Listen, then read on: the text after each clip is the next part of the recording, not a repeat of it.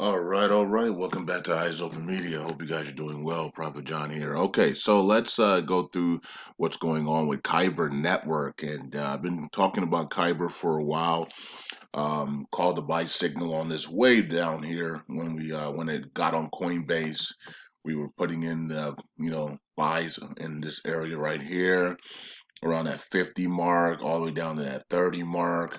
And I was just talking about, man, we drew the lines here, broke out of that, drew another line here, broke down from there, actually came right back up and then went back down. Was buying down in here.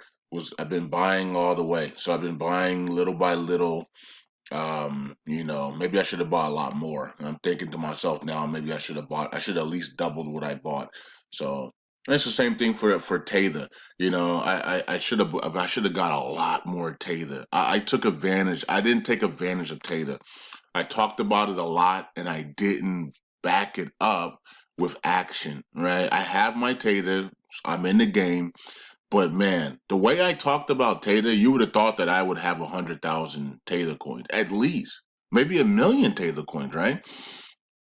So sometimes we talk a lot of things, but we don't put action all the way behind it. And it's disappointing because when it does what you actually say it's going to do, you look back and like, well, like I could, if I had actually went not all in, because we never want to go all in, but if I had done a lot more, if I had done triple what I did, I'll be able to help a lot of people out, and that's the part that hurts because I'm a giver, right? So I give a lot, and I want to bless people all day long. You know what I mean? So to know that Tather was going to go from 5 cents to 40 cents to 50 cents with this year, and I was calling for a $1 move, to see that and not have a lot of Tather was really disappointing. So, and I think it could be the same for this one because I'm buying this one, but I'm not buying it at the level that I should be.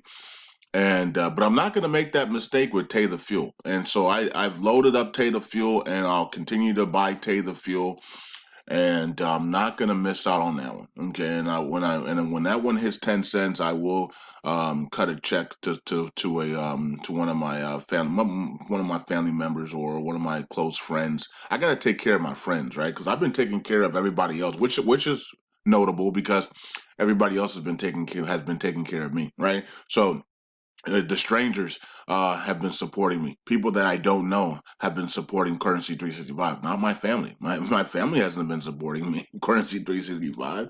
They don't watch my videos. They don't care about the things I say. It's been strangers, right? Strangers that have given the Currency 365. Strangers that have promoted Eyes Open Media and shared the videos and believed in Prophet John and Currency 365, right? So that's why I give so much back to the Dinar community and to the community and to the what I mean, and to ministries and stuff. I've given a lot of money. I think I'm almost at a $500,000 given in the last 5 years, back to the community, back to the ministries, back to the Dinar community. So, and I give every day, every single day. I'm giving money away on Patreon, and I'm going to be giving, my stocks, some of my stocks earnings. I'm going to be giving on Patreon as well. I might even do something on YouTube, on Instagram, maybe $100 games here on Instagram. Um, and some other things. So I plan on giving, continue to give because that's what I love to do, and I love to do that from the heart. And I know God blesses me for giving, but you also make sure you actually say that though. When you give, and you don't say nothing, then you're missing an opportunity to be blessed, back by God, right? Because giving is one thing that's cool and it's awesome from the heart, but you also make sure that God continues to bless you even more. So when I give, I try to say, I don't always say it, but I make it perpetually, so that if I do miss out on it, God still does it for me. So when I give, I say, I tell God to bless it back to me 100 billion fold. Okay, and I make it perpetually forevermore. So that means that if I forget to say that, it's already perpetual, right? Forever lasting. Okay, so then that just keeps you being blessed and keeps you to being able to give. Because I remember one time I just gave. I used to just give and give and give and give and give, and then I ran dry. I ran dry because I never asked for anything. I never wanted anything. I just kept giving and giving and giving, but I never asked for God to pour that back into me and make sure that I'm being blessed back so I can continue to give. We give and we just and the well just runs dry. It's like somebody who prays a lot and they never restore their oil. Right, you know how people who pray and pray and pray and pray and pray, and then they just drop dead, or they just are exhausted, and you don't hear from them for like a year or two because they're completely exhausted because they never restored their oil, their anointing oil in them to be. You know what I mean? You have to restore yourself. You have to reset. This is we've been talking about the reset for a while now, right? So we have to reset ourselves. We can't just keep pouring things out. You can't just keep giving and giving, giving without resetting yourself. You can't just keep praying and praying and praying without resetting that your oil, your anointing oil, right? And resting. Rest is a big part of life, right? We have to sleep. Sleep is where we rebuild, right? When we work out, that's cool, but how you actually see the results is when you sleep, right? That's when your muscles then start to rebuild itself and reshape itself. That's why when you wake up in the morning after a nice good sleep, you can see that you look a lot different, right? Than when you went to sleep. A lot of times your immune system or your metabolism is working and burning the fat and your muscles are coming in and you wake up and you look in the mirror like, whoa, I see the difference, right? So it's when you sleep is when you're restoring yourself is when you're resting is when is when you're doing a lot of good for yourself and for your body. Okay, so Kyber Network is taking off, and it's almost emulating what it did here. Right now, here we actually did have that 2 days down, and then we blasted off. So here we had the 2 days down, then we blasted off. So there you go. So now we still haven't tested $1 yet. We got to 92 cents. Okay, so we still haven't got to $1. So we're looking for a test of $1, and then hopefully we break that.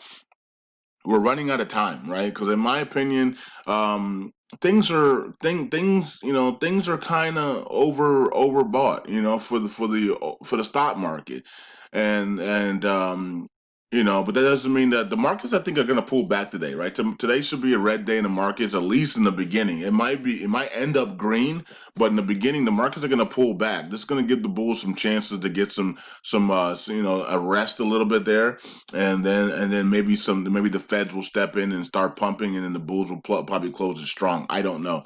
Okay, but today could be a rest day, could be a down day, could be down 300 to 500 points, or it could be a day of down 300 to 400, 500 points, and then the bulls take over in the last 2 hours of the market and close it really strong. I don't know. We just have to wait and see.